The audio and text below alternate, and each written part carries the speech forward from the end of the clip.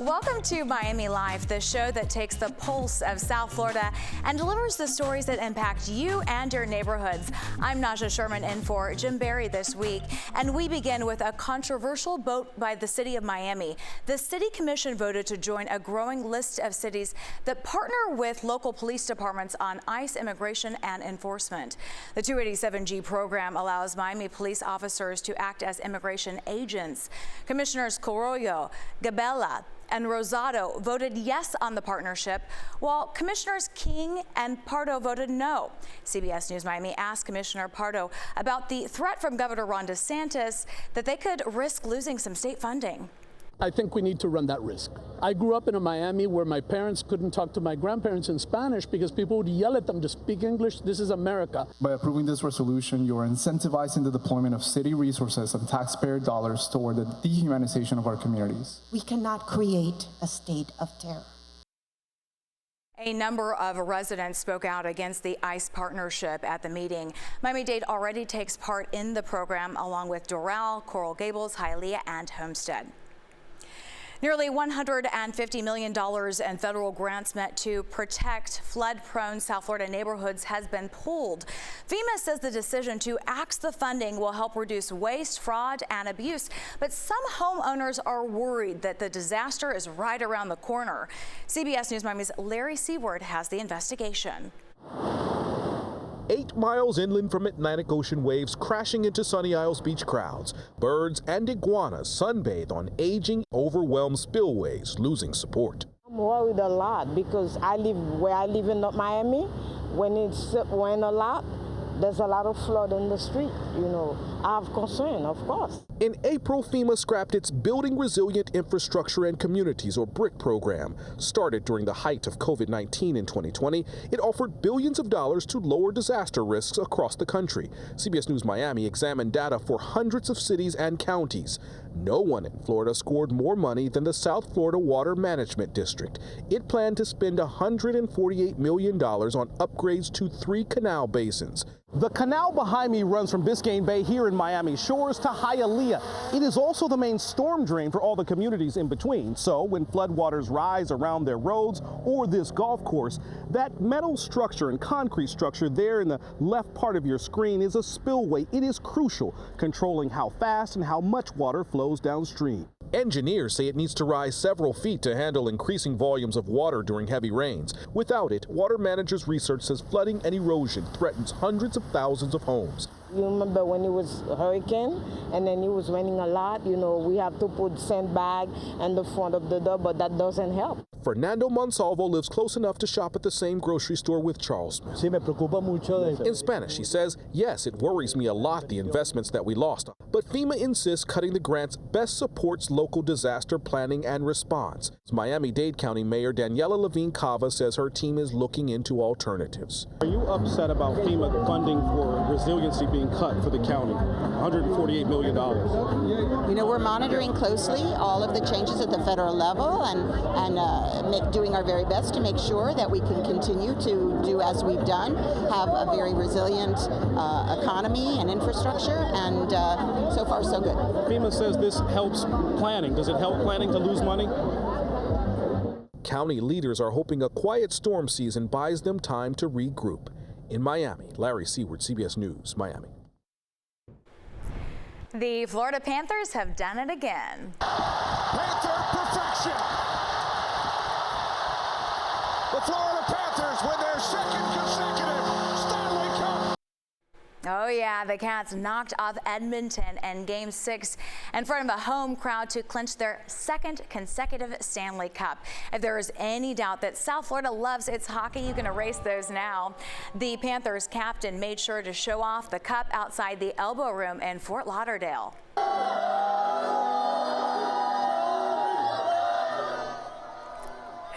So fun. The celebration spread from Sunrise to Westchester as the fans rejoiced in the Panthers' back-to-back titles. And yes, they brought out the pots and pans on Bird Road to celebrate. And the good times will continue this weekend. The Panthers Championship Parade will take place this Sunday in Fort Lauderdale along A1A. All the fun starts at noon. Up next on Miami Live, see how one South Florida community is going all out to commemorate the Juneteenth holiday. And the challenges of dating in Miami. Find out why so many singles are throwing up their hands and just giving up on finding true love. Juneteenth is the federal holiday that marks the day in 1865 when enslaved African Americans in Texas finally learned they were free. It was more than 2 years after the Emancipation Proclamation. The city of Miami Gardens is known for honoring Juneteenth each year with a major celebration. Jim Barry has a preview of the event happening this Saturday. And joining me more to talk more about the Miami Gardens celebration for Juneteenth is Councilwoman Katrina Wilson. Thank you so much for joining us. And yes. It sounds like you guys are going all out this year. Oh, we sure are. We are super, super excited because this is our 5th year doing Juneteenth. And it started out as a parking party during the height of the pandemic. And we said, how do we really get our people together? You know, everybody was so down about, you know, being stuck inside during the pandemic. And we said, okay, let's do a drive-in concept. And we had them to come in, park their cars, be safe in terms of distance, take their food out of their trunks along with their lawn chairs. Sure. And boy, we had a great time. And ever since that year to our 5th year, it has been growing steadily, and steadily. I'm glad to hear that. So you have entertainment, comedy, and so forth, but you don't want the real importance of the day to be lost. No. You know, one of the things about our comedy, our music, and all of the festivities is that most of it's locally driven. Most of the artists, the vast majority of them, are people that we have a talent search for. We give them an opportunity to be on the big stage, but they get the opportunity to do it in front of family and friends and in the spirit of Juneteenth, and that's community. And so we are very, very proud when we have Marvin Dixon, who is a nationally known comedian growing up right here, Ball Greasy, who is another nationally known artist growing up right here, to come to the stage and to entertain the place that they call home. And so we just enjoy ourselves. We have a great time in Miami Gardens. Because we know the backstory of Juneteenth. Yes. Emancipation happened in 1863. The word didn't travel to parts of the South till 1865, more than 2 years later. That's right. Why do you think that message is still relevant today? You know, one of the things, our tagline is that America keeps its promise of freedom for all. And it has been that for the last couple of years. The reason why we thought that was important is because every day that we wake up as Americans, as citizens, we are finding that word freedom is a precious item. You know, we take it for granted, the life that we live, but we have people risking their lives to come across very harsh waters, to come across places, you know, on airplanes, stored in, hidden in baggages, you know, trying to get up to this place that we call home. We must not take that for granted. We must forever be vigilant as Americans and African Americans and Cuban Americans. Be vigilant for this thing that we call freedom, that we have our Statue of Liberty with the fire in our hand, you know, just holds it up and say, hey, listen, don't ever forget this. So when they come in the waterways and the highways and the byways seeking this, we are still celebrating the fact that we still have it. Given the political climate, of course, many people, frankly, now are kind of discouraged by some of those concepts. What's your message to them? Don't be. Don't ever be discouraged, and don't ever think that it's just about you. You know, like sometimes people, when they enjoy something, they forget. Like when we sit down and we eat, there's somebody that might be hungry somewhere else. Do we forget that they're hungry? No, we take something from our plate and we put it on theirs.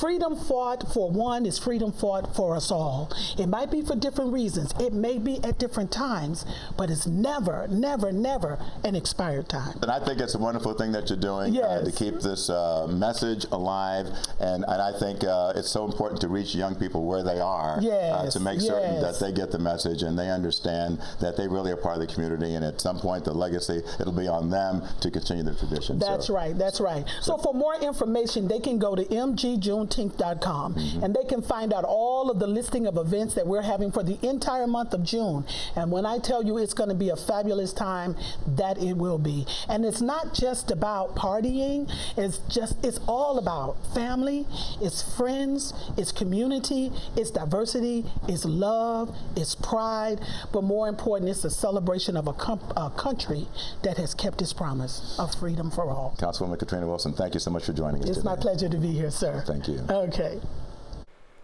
And due to weather concerns, Miami Gardens' Juneteenth event this Saturday has been moved to Gulfstream Park.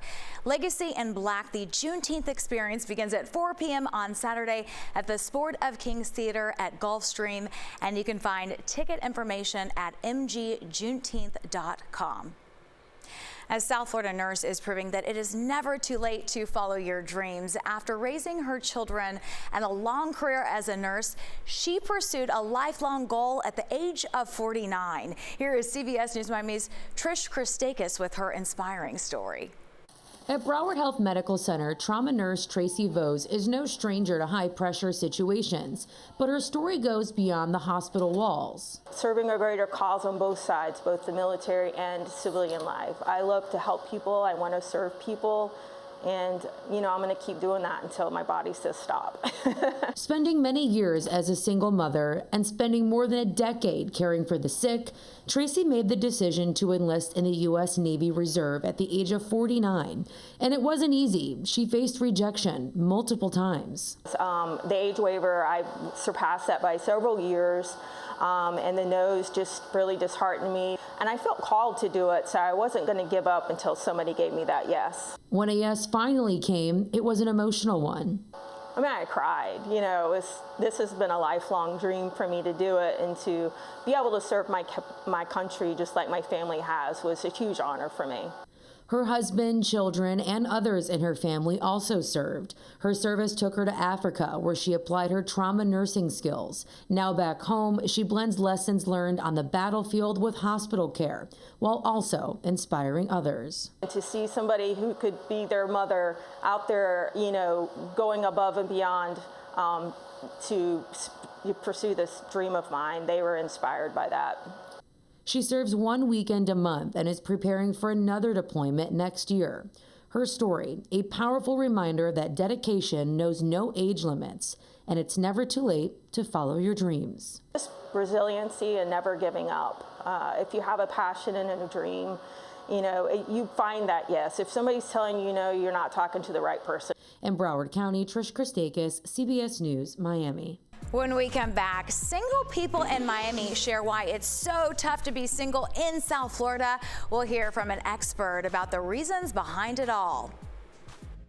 Miami has been named one of the 50 most livable cities in the world. The 2025 list by the Economist Global Livable Index has Miami ranked number 44. We are one of only 9 U.S. cities that managed to crack the top 100. Copenhagen, Denmark was ranked number 1. The rankings were determined by factors that include healthcare, education, environment, and infrastructure. If those rankings had also factored into the dating scene, Miami may not have ranked so high. South Florida getting a bad rap for romance. From pricey dinners to disinterested partners, it has become harder than ever to find the one. So we went to Wynwood to talk with a dating expert about why it is so hard to be single in Miami. They call Miami the magic city for good reason. The sunshine, the glamour, the endless entertainment. Culturally, in Miami, we are a city that values the show. But when it comes to dating, some say Miami is the worst city for singles. We wanted to know why. Miami men are terrible and they suck. Why? None of them want actual girlfriends. They just want, they think that we're objects. We get the message. She thinks the local dating scene is brutal, and she's not alone. Because nobody has much respect for people anymore, I feel. Everybody just kind of goes out and does whatever they want. Coming across men in Miami, they're very superficial. And I think nowadays in this generation, people, I don't know, like the old school romance just doesn't exist anymore. I think people don't really want anything long-term. They want just like momentary pleasure. But they want babies. They want babies, but they don't want you to be their girlfriend. Dr. Mindy DeSada is a Miami-based relationship therapist and sexologist who specializes in this area. I started at UM. I earned my master's degree there, and I continued to earn my PhD in human sexuality. And I opened up a concierge practice in the heart of Miami where I help beautiful people on the inside and out. Dr. Mindy says Miami, in many ways, is a dream city for singles. And you can have so much fun here dating. Memorable experiences, extremely fun dates. And the people are beautiful, intelligent professionals. But it comes with its own unique challenges. You know how to do the math, don't you? The new romantic drama, Materialists, starring Dakota Johnson and Pedro Pascal, explores how modern dating can sometimes feel like a business transaction. Dr. Mindy says that's a growing issue here in South Florida. So dating in Miami is an investment. How you arrive on a date is extremely important to daters here. They go all out first with their dating profiles. You first take somebody out on a date, you want to impress them.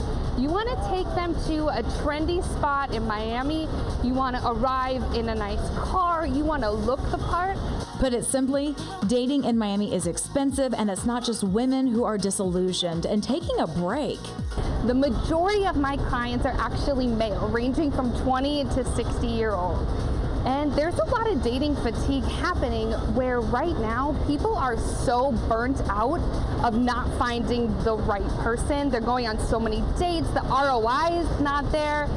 And basically, people have stopped dating, and they are now waiting for the right one. Dr. Mindy says single people are retreating using dating apps and looking to meet new people the old-fashioned way, in person.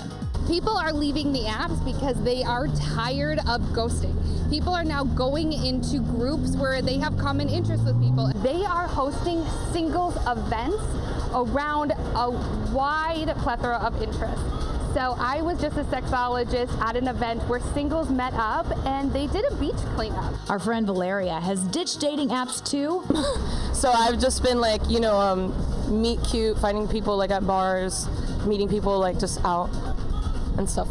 Dr. Mindy says no matter how you date, you should focus on substance, not style. What I always tell my clients is never fall into a relationship based on looks. Looks change and they do not carry you through your relationship. When her clients get frustrated with their relationship status, Dr. Mindy reminds them it is okay to take a break.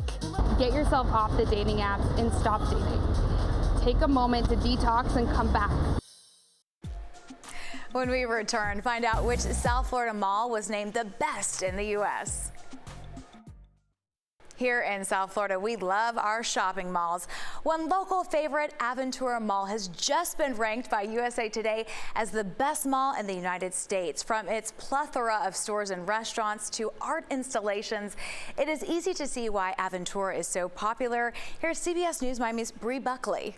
I'm not surprised. This mall is terrific. It's hardly a hidden gem for us in South Florida, bringing in over 300 million visitors a year. It's huge. You don't have to go to Bloomingdale's to go to Nordstrom's. You could stop at one store. Now Aventura Mall has been voted the best mall in America by USA Today Reader's Choice Awards. It's really a living, breathing ecosystem here, and it always continues to evolve. Harrison Soffer with Turnberry, the company that owns the mall, points to the museum-worthy art collection and rotating events that sets them apart, as well as the over 300 shops and more than 50 food and beverage options, like Eataly, an Italian marketplace that just opened in the mall this week, Florida's first location. We really truly believe that humans, want to be in these spaces and want to interact with people and want to try on clothes and want to go into stores. And, malls just across the country are such, a part of the fabric of what is culture. And, we're very proud to be that here in Aventura. Some say the traffic and parking, however, can make getting to the mall a bit of a pain. I live in Miami Shores, and coming here it used to take 15 minutes, and now it takes a good half an hour, 45 minutes with traffic. Yeah, and then parking on top of it, but it's worth it, definitely worth it. And mall leadership says there's even more to come, hinting at a big announcement for a new retailer later this year. In Aventura, Bree Buckley, CBS News, Miami. And that does it for this week's Miami Life. Be sure to tune in every Thursday for Miami Life at 6:30 on the stream. You can also watch all Miami Life episodes on demand on your YouTube channel. I'm Naja Sherman. Be well and be safe.